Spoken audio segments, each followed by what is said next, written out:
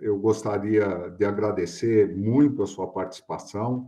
Essa, essas apresentações, nós escolhemos vários médicos do trabalho de várias instituições, né? Desde o médico do trabalho do Ceres, o médico do trabalho da empresa, o médico do trabalho do INSS, e hoje nós vamos ter o prazer de ouvir você como médico do trabalho do Ministério Público do Trabalho, aí em Curitiba, que a ideia dos nossos encontros é passar uma visão geral das oportunidades de trabalho, das várias inserções dos médicos do trabalho, né? Nós abrimos essa sala para todos os residentes de medicina do trabalho do Brasil. Nós temos aqui na Unicamp 6 residentes de medicina do trabalho, do primeiro e do segundo ano, e eu tenho certeza que eles vão aproveitar muito a sua experiência, o seu depoimento. Então, a primeira coisa, Elfer, que eu gostaria que você falasse, né, é um pouco a sua trajetória. Eu sei que você fez residência também em medicina do trabalho, né? E eu gostaria que você falasse um pouco da sua trajetória, o que você faz no Ministério Público, quais são os pontos positivos, os pontos negativos, e, enfim, você tem aí 20 minutos para colocar um pouco a sua vida, a sua trajetória de sucesso, e depois nós vamos fazer algumas perguntas que a plateia vai fazer para você, e esperamos que esse aprendizado seja muito bom para todos nós. Então, em nome da professora Márcia Bandini, que é nossa colega da, do Departamento de Saúde Coletiva, e eu, né, te damos boas-vindas. Por favor, Elver, esteja à vontade. Então, boa tarde. Eu que agradeço, Sérgio e Márcia, porque essa oportunidade é algo que eu não tive quando eu era residente, né? Eu me fiz a residência médica em Minas Gerais, na UFMG, e terminei em 2005. E como acho que a história de todos nós, né, que entramos nessa especialidade, ela é cheia de conflitos, cheia de dúvidas, de dificuldades, e eu acho que se a gente tiver oportunidade de troca, né, com quem já trilhou outros caminhos, com certeza ajuda, né? E eu, como acho que quase todos os colegas, tive meus dramas, minhas dúvidas, pensei em desistir, e acho que uma coisa boa é que a gente tem um campo muito amplo, né? A gente consegue se encaixar em situações das mais diversas possíveis, né? Eu comecei minha carreira, eu formei em 1997 na UFMG, lá em Belo Horizonte, e comecei como médico de família. Na verdade, eu tive uma primeira experiência como médico do Exército, né? Que a gente tem aquele serviço militar obrigatório, e foi a pior experiência da minha vida, não tem nem comparação, né? E lá, de certa forma, o papel, né, que é exigido do médico é de um certo olhar para a saúde daqueles trabalhadores militares, né? Mas na prática não é bem assim, né? Mas vamos pular essa parte. Eu fui médico de família durante um tempo também, mais ou menos 6 anos, e eu acredito que foi nesse período, né, que eu tive o interesse, né, de entrar para a área da saúde e trabalho, né?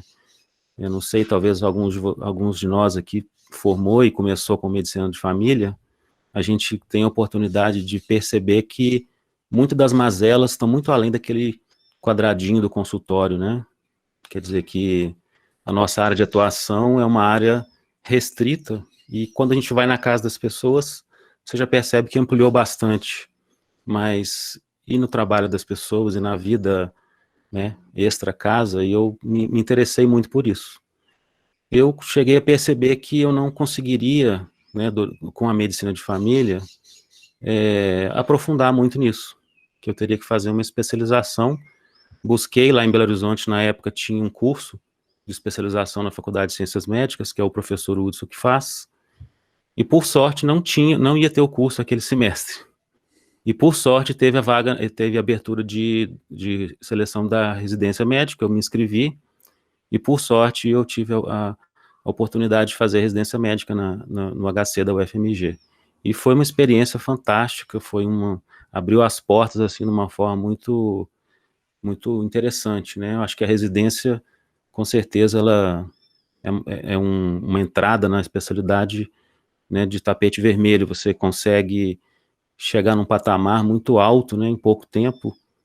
Claro, se você se dedicar, né, e se a residência tiver um bom programa, e eu tive essa chance, e eu achei que foi crucial para mim, né. Tive meus dramas, né, durante a residência a gente faz estágios, né, acho que todo mundo aqui já passou por alguns tipos de experiência, e algumas coisas sempre me deixaram muito assustado, né. Por exemplo, eu nunca entendi, até hoje eu não entendo, como é que a gente tem limites de tolerância arbitrários para agentes cancerígenos, sendo que trabalhador, né, e não trabalhador, não sei que diferença que existe essa no organismo das pessoas, que no mundo do trabalho se aceita algumas coisas que normalmente a gente não teria como aceitar, né? Por exemplo, exposição a produtos cancerígenos, respeitando o limite de exposição. E essa entrada, né, nessas dúvidas, dificuldades, eu fui tentando me colocar. Como eu sou de Minas Gerais, né, na região de Belo Horizonte, eu comecei a trabalhar em empresas mineradoras, né? Quase todas lá são da Vale, né? Foi uma experiência muito boa, eu gostei bastante, eu fiquei um tempo razoável, e provavelmente se eu tivesse ficado em Belo Horizonte e tivesse seguido, né, esse caminho, estaria trabalhando, talvez até naquela mina que teve o acidente ali, que é uma mina onde eu trabalhei bem próximo ali, né?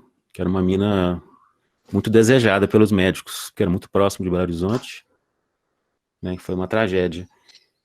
E a vida vai levando a gente também tem que contar com um pouco de sorte, né? Eu comecei a trabalhar numa das minas da Vale, e naturalmente eu entendo que seria coordenador algum dia ali de alguma das minas, só que eu tive muita vontade de entrar para o serviço público. Eu sempre trabalhei no SUS, né, desde que eu formei, e não queria não trabalhar no SUS, né? Eu gosto muito de trabalhar no SUS. Fiz o concurso para alguns locais, gostei, sempre gostei de Curitiba, né? E vim para cá em 2006 para o concurso da prefeitura, concurso municipal.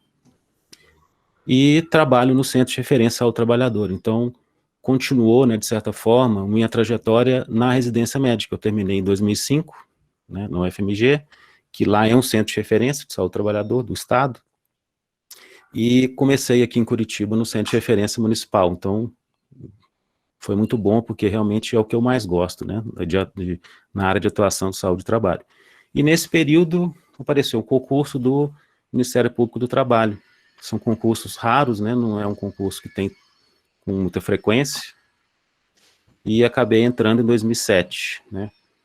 Hoje o Ministério Público do Trabalho é uma instituição federal, né, então, nacional, né, está em todos os estados, e a entrada é por concurso, né, e nós somos um grupo muito pequeno, né, temos um corpo técnico de alguns engenheiros de segurança, que são um número bem maior que os médicos, e se eu não me engano, nós estamos em 22 médicos atualmente, no Brasil inteiro.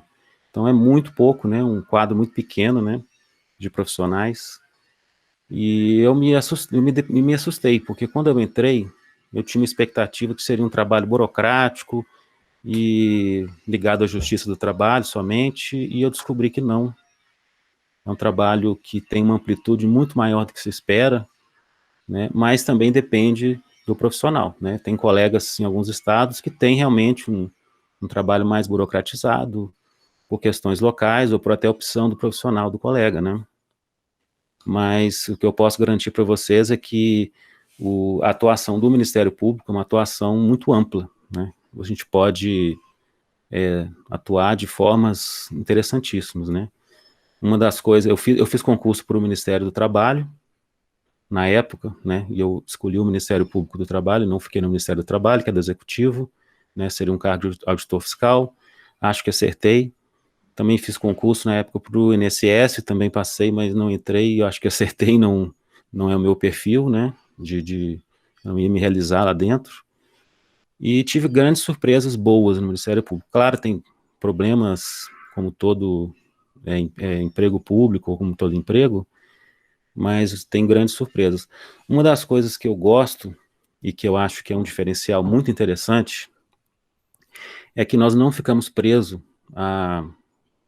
às amarras, vamos dizer assim, que a gente estaria preso ou numa empresa, ou até numa auditoria fiscal do Ministério do Trabalho, por exemplo, com legislação, né?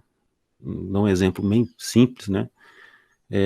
A NR7 coloca lá como 60 microgramas por decilitro o limite para biológico para chumbo.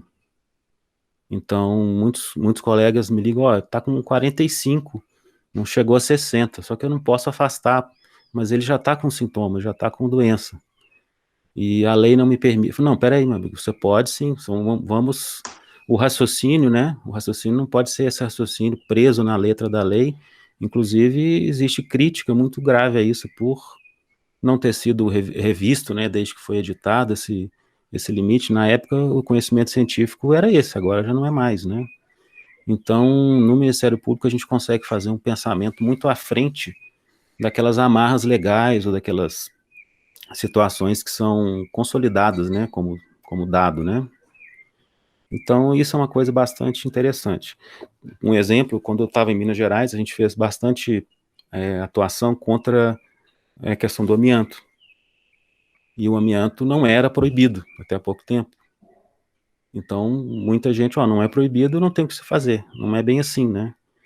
Se a gente tem na conhecimento científico toda a parte técnica do nosso lado, a gente vai lutar para que aquilo supere a insuficiência da própria lei, né? Isso aí é uma situação bem interessante. Então, se eu tivesse, por exemplo, um auditor no Ministério do Trabalho, estaria muito mais limitado a aplicar regras, normas, leis, possibilidades. E no Ministério Público você pode pensar além disso, né? Então nós já participamos ativamente, né, das ações para o banimento do amianto.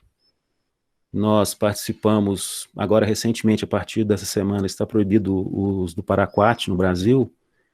Também tivemos uma atuação e nessa hora é interessante que a gente busca toda a literatura. Então é muito estimulante, né? Porque você tem que se capacitar e tem que estar sempre buscando, né? E então é muito estimulante profissionalmente falando, né? Você não fica restrito àquele feijão com arroz. E de um modo geral, a gente tem uma atuação muito livre, né? Então, por exemplo, se a gente acha que tecnicamente, cientificamente, uma situação do mundo do trabalho está inadequada, vamos atrás, vamos buscar uma forma de se resolver isso, às vezes até mudando a lei, mas e muitas vezes o Ministério Público negocia com a empresa coisas que não estão estritamente escritas, né, numa norma, numa legislação, mas que são justificadas tecnicamente, né? Então, eu tenho exemplos aqui enormes para a gente colocar, né?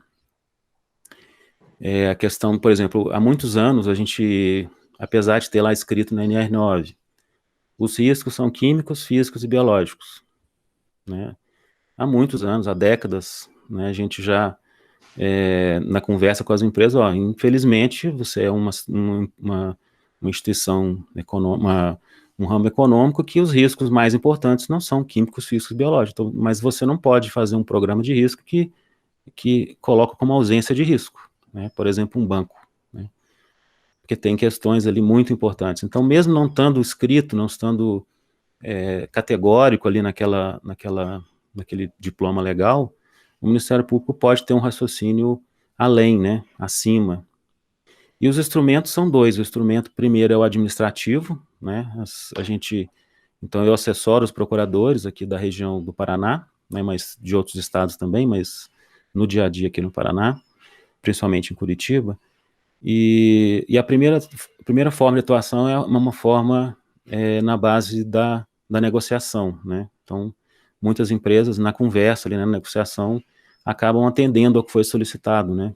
Por exemplo, isso que eu falei, vamos reconhecer o risco de uma atividade, né?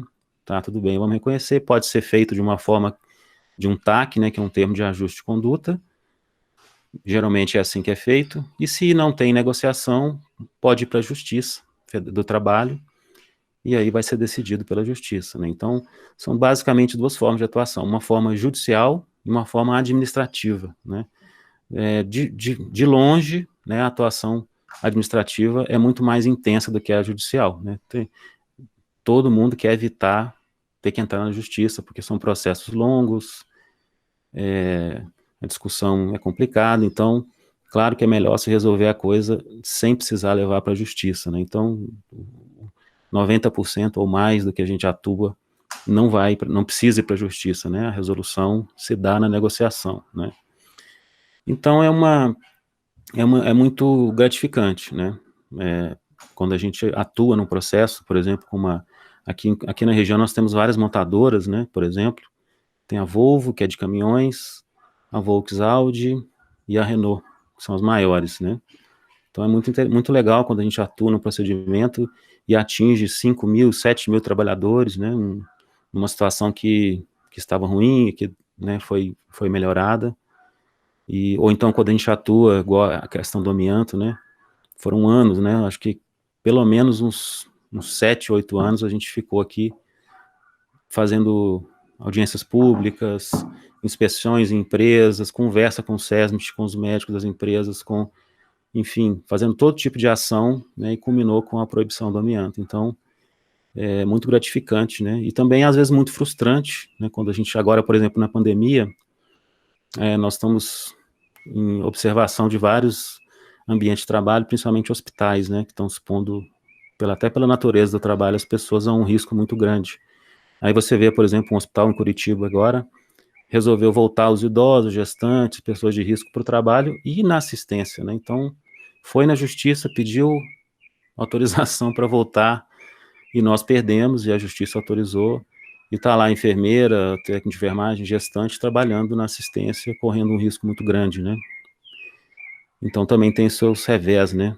Mas, numa forma geral, é muito gratificante, né? Muito bom, Elver. Eu acho que você mostrou que você tem uma experiência eclética, né? Você começou como médico, como médico de família, né? Durante 6 anos. Depois que você foi fazer residência em medicina do trabalho, muito mais maduro, com a professora Andréia, que inclusive esteve aqui também na nossa sala. Ela falou da experiência dela com os sindicatos, né, como assessora de sindicatos. E você também esteve no Ceres, nós tivemos aqui a Letícia Nobre também falando lá da Bahia, de toda a experiência do Ceres lá, do CESAT, né? Foi muito, muito bom. E você também, aí você entrou no Ministério Público. Nós temos realmente muito poucos médicos do trabalho no Brasil. Nós conhecemos aqui um colega nosso, que é o Felipe Roveri, e o Marco Sabino, né? Acho que são um desses 22, né? Sim. Eu acho que você colocou uma questão que eu vejo muito importante, que são as questões econômicas, né? O poder das empresas, questões econômicas que influenciam decisões legais, né? Decisões técnicas, decisões éticas, sobretudo dos limites de tolerância, que você não se conforma, como nós não nos conformamos, como é que uma substância cancerígena pode ter um limite de tolerância. E depois você colocou aí esse arrepio da lei do médico ficar ligado àquele limite para poder afastar o trabalhador. Quando, no caso do chumbo, a gente sabe que concentrações já acima de 40, elas já são danosas para o organismo e o nosso limite, infelizmente, ainda é 60 microgramas por decilitro. E, por fim, você colocou uma coisa muito importante, né?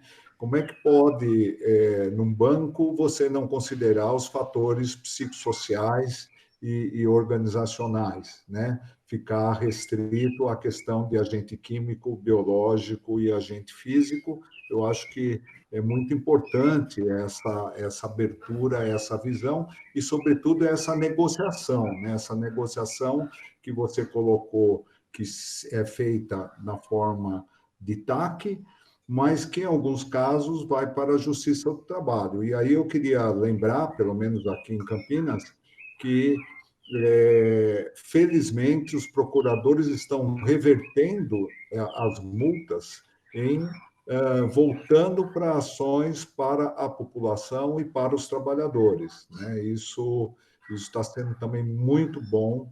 Eu acho que o papel que vocês fazem é de muita importância. Tá?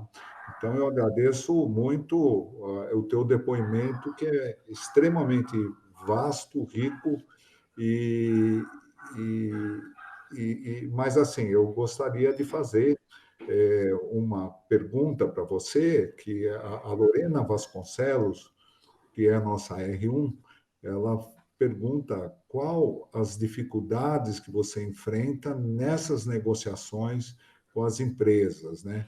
Quais as estratégias que o senhor usa para fazer esses acordos com as empresas? Por favor. Legal. Obrigado, Lorena, pela pergunta, né? Parabéns pela escolha da especialidade, uma especialidade muito bonita e muito difícil também, né? E isso que você está me perguntando, é, eu, eu, eu tive uma experiência muito interessante quando eu entrei. Tinha um procurador que estava saindo, hoje ele é desembargador. Alguns procuradores, né, eles pulam para a justiça, né, viram desembargadores. E ele me falou o seguinte: naquela época eu fiquei muito impressionado. Eu falei assim: aqui no Ministério Público, a gente é pago, né, para ter um lado, né? A gente paga para defender a saúde e a vida do trabalhador a qualquer custo, né? E não tem, assim, discurso econômico, não tem, mas veja bem, é uma coisa que a gente está vendo muito agora na discussão do governo federal, né? Então é interessante, porque o Ministério Público, ele tem um lado, ele tem uma função muito clara, ao contrário da Justiça. A Justiça, ela tem um papel de, entre aspas, né, ser mais neutra, né? Infelizmente, essa palavra não existe, mas ela não tem um lado declarado, né? Mas outra coisa interessante é que mesmo a gente tendo essa missão, né, de defesa da vida, não vale tudo. Não vale forjar, não vale mentir, não vale forçar a barra, né? Então você está me perguntando quais as estratégias que a gente usa, né, para fazer o acordo. Primeiro, tem que ser estratégias corretas, adequadas, não tem isso de fazer porque isso existe, né? Infelizmente existe, e como você perguntou aqui, é uma das dificuldades que a gente tem, né? Imagina a gente investigando, por exemplo, um caso de assédio moral numa empresa. É muito comum ter né, dos depoimentos das pessoas que estão defendendo, entre aspas, a empresa, mentira mesmo. A pessoa vai lá, você vai lá e fala que não teve nada disso, e às vezes não é mentira, é porque a pessoa está com medo, né? Então é uma mentira, não é uma mentira assim de maldade, né? É uma mentira assim até de autoproteção.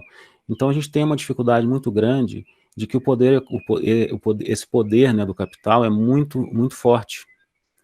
Às vezes é forte de brutal mesmo, de coagir, né? De falar, se você não falar tal coisa, está fora da empresa. E a gente já teve vários casos da pessoa vir depor no Ministério Público e logo depois ser demitida, né? Então isso é muito grave, né? Nesse caso, o Ministério Público fica muito preocupado, né? E geralmente entra na justiça pedindo a reintegração daquelas pessoas, né?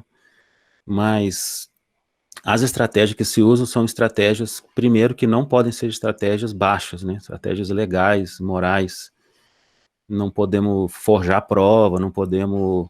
Então, por exemplo, uma das coisas mais importantes é entender da matéria, né? Então, eu vou falar com um banco. Eu posso saber tudo de higiene ocupacional.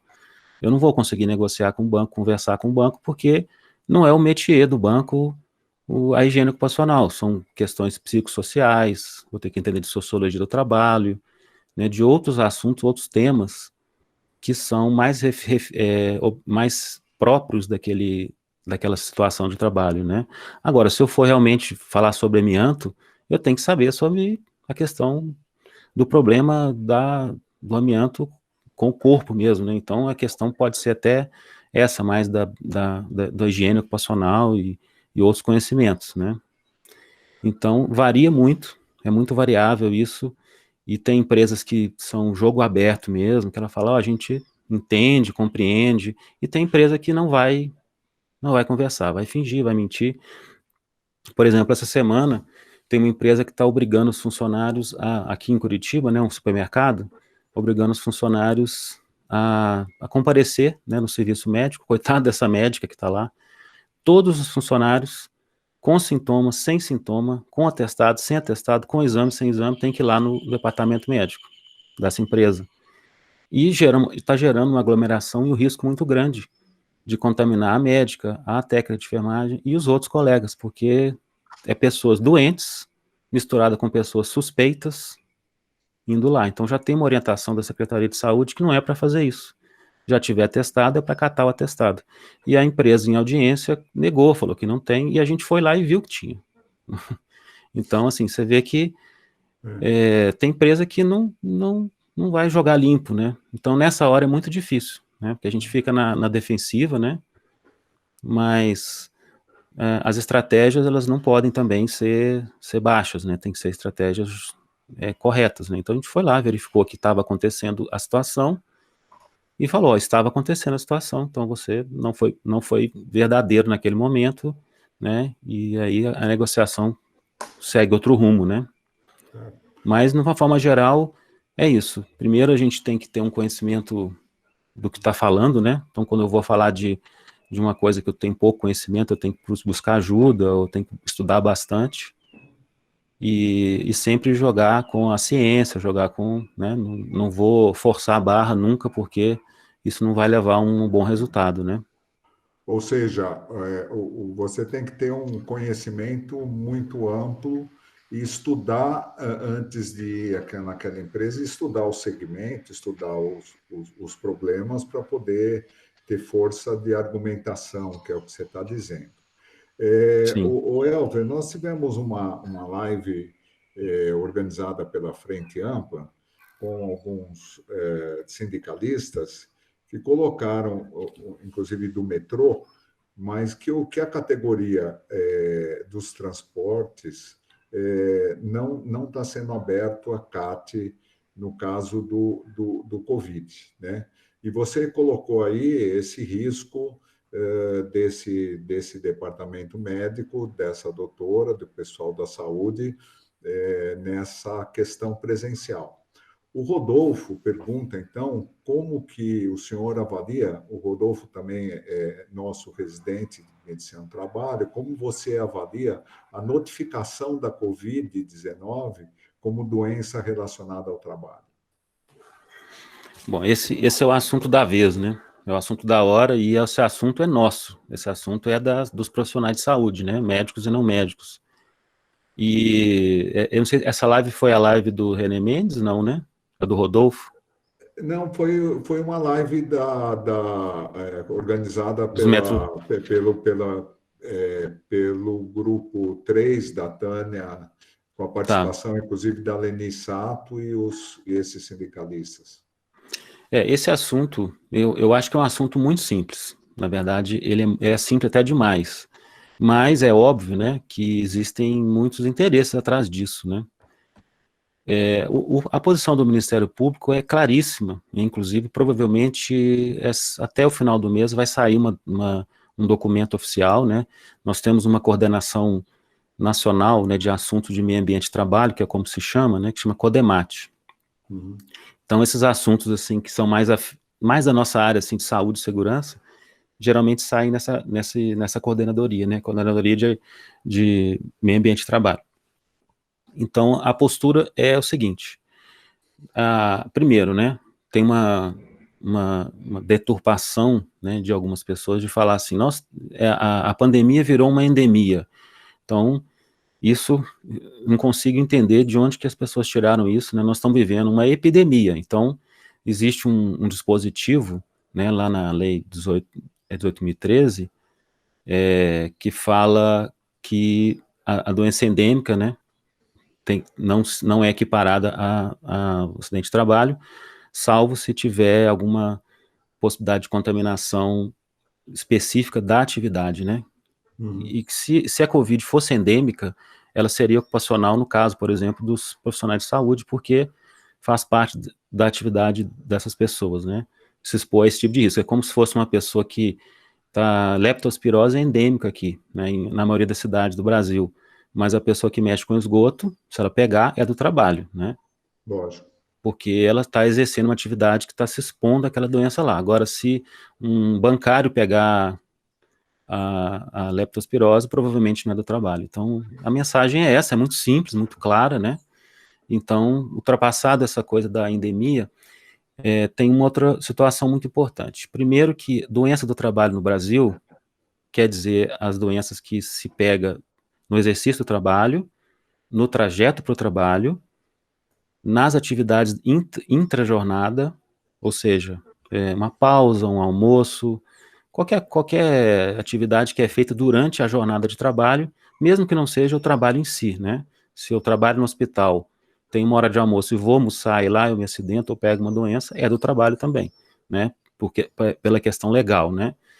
Então, primeira coisa, o Brasil não trata a doença do trabalho como culpa. Não precisa provar por exemplo, se a pessoa vai num restaurante e cai, quebra uma perna, a empresa não tem culpa nenhuma, zero culpa. Mas é do trabalho, a pessoa saiu de casa aquele dia para trabalhar. Ela estava se alimentando porque ela estava trabalhando, ela escolheu aquele lugar porque era relacionado à sua rotina de trabalho. Ela vai trabalhar, ela cai, ela é atropelada, acontece alguma coisa, então o conceito de doença, de agravo relacionado ao trabalho, ele não quer dizer que a empresa, que o empregador tem ou não culpa, ele não está preocupado com isso. Então esse raciocínio tem que ser usado para a Covid-19, né? Se eu sou um trabalhador, eu, por exemplo, estou trabalhando remotamente pelo Ministério Público, então o meu empregador tomou uma medida para impedir que eu precise sair, precise me expor, né? Então, se eu tiver Covid, não foi por causa do trabalho. O trabalho fez de tudo para que eu não me expusesse, né? Mas se eu trabalho no hospital e eu tenho que pegar um ônibus, eu tenho que almoçar, eu tenho que ir no banheiro, eu tenho que comer, tirar máscara, eu tenho que me expor e eu pegar Covid, aí pode ser do trabalho. Eu falo pode porque lá no artigo 21 coloca essa possibilidade bastando a eliminação. Por exemplo, se eu tiver de férias naquele período, não fui trabalhar naquele período, que foi o período do contágio, não é do trabalho. Mas se eu estava trabalhando, muito possível é do trabalho. Agora, tem casos de exceção, mas é exceção, né? Pode ser que, por exemplo, nenhum caso tem nos meus colegas, né? Mas eu posso ter pego no trajeto, na hora da alimentação. Então, a princípio, a Covid será considerada por nós como agravo relacionado ao trabalho, caso a pessoa esteja em situação de exposição, seja pelo trabalho específico, né, assim, o trabalho da saúde, que tem um risco maior, ou seja um trabalho comum, que ela precisou se deslocar, se transportar, e se alimentar, enfim, né. Então, essa é uma visão muito mais ampla do que geralmente está se tendo, né. E nesse caso, imagine os trabalhadores de serviço essencial, que são os transporte urbano. Como é que ele pode dizer que isso não é do trabalho? Realmente ele está exposto, né, durante a jornada toda, então não dá para você falar que provavelmente, quer dizer, é do trabalho. Muito obrigado pelo seu esclarecimento, eu acho que foi bastante claro, doutor Elvio. O William, na sua fala, você disse que vocês trabalharam, como nós aqui também na Unicamp, trabalhamos em relação a essa questão da proibição do paraquat, Paraquá. né?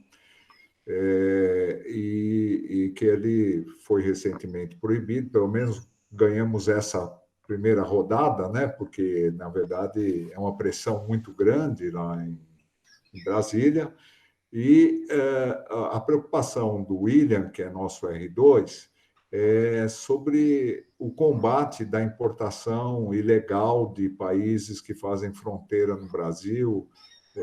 Você acha que tem alguma política específica para isso, para poder conter um pouco essa entrada? Tem, tem. O, o paraquat, ele é amplamente usado e eu acredito que não vai ser do dia para o outro que as pessoas vão parar de usar, né? Eu moro aqui no Paraná, mais ou menos uns 15 anos, e o Paraná faz divisa com o Paraguai. Em Foz do Iguaçu, aquela região ali que tem muito contrabando. Então a gente acha agrotóxicos proibidos há décadas aqui no Brasil nos alimentos. Então alguém aplicou. Aí você vai ver, passou por uma fronteira, né? E acabou sendo utilizado. O Paraquat, ele tem uma estratégia, pelo menos assim, o governo estadual aqui, a gente, como Ministério Público, está acompanhando isso. O governo propôs, né, uma estratégia de monitoramento disso, estadual aqui do Paraná. Então, pode ser que outros estados não vão fazer ações para isso, né? E o governo federal deveria fazer pelo menos a ação que ela do PARA, que é aquele programa da alimentação, que você recolhe, né, alguns alimentos e dosa se tem agrotóxico, se o agrotóxico é proibido para aquele legume, aquela fruta, aquele vegetal, e se está acima ou abaixo de alguns limites estabelecidos. Mas nem isso a Anvisa está fazendo de forma adequada, né? E entre eles, até que, se eu não me engano, o paraquat não era pesquisado, né? Então não vai pegar, né? Se for usar uma estratégia assim tão banal, né? Aqui no Paraná, o que vai acontecer? Primeiro, o sistema que dá as receitas agronômicas já tirou o paraquat da lista, então não vai conseguir emitir, não é receita, não é de punho igual a gente faz, ela é como se fosse uma receita controlada, né? Então o agrônomo não vai conseguir emitir oficialmente uma receita de paraquat, não vai ser possível. Então se ele indicar, vai ser por baixo dos panos. A estratégia vai ser denúncia, se alguém descobrir alguma coisa, e coleta de vegetais para medir ali se tem ou não paraquat, em qualquer quantidade. Se tiver, está errado, porque ou usou recentemente e está proibido. E primeiro foi feita uma ação informativa, né? As pessoas têm que saber, né? E também para as empresas, porque a empresa que vendeu, vamos supor que ela vendeu em junho para alguém, e agora foi proibida, ela é obrigada a recolher aquilo, e dar um destino correto. Então as empresas foram comunicadas, né, a recolher, e os agricultores, os produtores rurais foram comunicados, e vai ter uma fiscalização dos produtos, né, da soja, do milho, enfim, né, Mas que essa é pode uma conter o lei, paraquat. é uma lei restrita ao Estado do Estado do Paraná. Paraná, uma estratégia da ADAPAR, né, que é um órgão específico de fiscalização. Trabalha, claro, em conjunto com a Polícia Federal, porque tem também a questão de coibir o contrabando, né? Mas é ela que fiscaliza as propriedades rurais, né? Então, se pegar, por exemplo, uma soja que foi produzida por uma pessoa tal que tinha o paraquat, vai ser multado, vai ser verificado na propriedade se tem ainda o produto, onde adquiriu, investigação policial e tudo, né? Então, cada estado pode ser que adote ou não, né? Medidas específicas para isso. Muito bom, muito bom.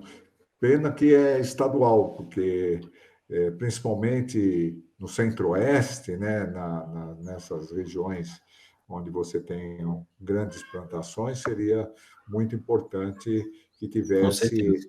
esse tipo de vigilância, porque realmente é como um remédio controlado, né, que você está falando. Você faz o rastreamento pela receita, mas também você faz a detecção como contaminante nos alimentos. Eu acho que você fecha as duas cadeias, né? A origem e o desfecho final. Muito bom. Agora, nós não temos nenhuma outra pergunta nesse momento. Eu gostaria de perguntar para você, Elver, nessas fiscalizações nas empresas, o que você sugere, né? Ou se você já teve alguma experiência em relação ao médico do trabalho da empresa dele poder ajudar o próprio Ministério Público em relação a melhorar a situação de trabalho de seus Ó, trabalhadores sob sua responsabilidade, né? uhum. É, isso é uma visão minha, né? Pode ser que outros profissionais, outros procuradores, outros médicos do Ministério Público não tenham a mesma visão. Eu atuei em empresa, eu sei como é que é a contradição que se vive, né? Entre a cruz e a espada. E algumas empresas eu tenho certeza que não é possível trabalhar, não dá para ficar, porque a questão ética não dá para ser trabalhada, porque já vem eu fui convidado quando eu acabei a residência para trabalhar numa empresa na grande Belo Horizonte ali, né? Numa empresa bem grande. Aí o médico coordenador falou assim, ó, aqui a gente não emite CAT. Se tiver doença do trabalho, o sindicato que emita, o trabalhador que procura, porque aqui a gente não vai sacanear a empresa. Eu falei, ó, não dá para trabalhar, né? Eu falei, muito É, obrigado, muito longe da minha casa, infelizmente não dá para... Mas não dá para ficar numa empresa desse jeito, né? Que já chega e já fala, não pode fazer o trabalho seu, né? O que eu tenho percebido é que a maioria dos colegas, né, se sente tolhido ali, constrangido de poder fazer um bom trabalho, né? Eu tenho colegas que eu acredito que não estão interessados no bom trabalho, mas é a minoria, e a maioria está querendo fazer um bom trabalho, mas ficam constrangidos entre o que é exigido, né, de um lado e o que é necessário por outro, né? Que a sua consciência pede, né?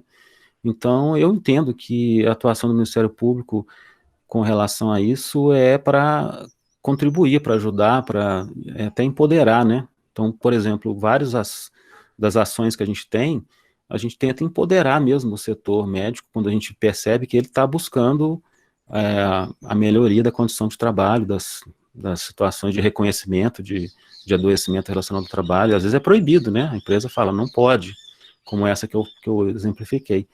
Então, o nosso entendimento é que nós não somos inimigos, ou muito pelo contrário, nós estamos, em tese, sempre do lado do trabalhador, né? muito bem, doutor Elber. Nós já tivemos uma conversa aqui que foi falado que o médico não pode ter medo de ser demitido, né? Como você, né? Sequer você pegou a empresa, né? Começou a trabalhar na empresa. Na entrevista você já viu que não servia para você. Mas mesmo que você tivesse sido admitido, não soubesse disso, na primeira situação que você não abrisse CAT, talvez você já fosse colocar o teu cargo à disposição.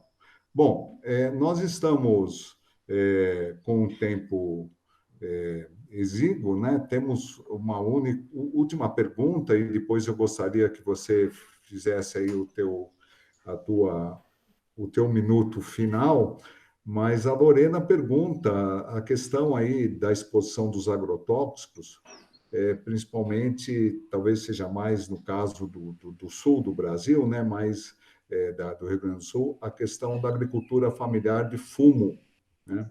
Como é que, se você já teve alguma experiência nessa questão da plantação de fumo,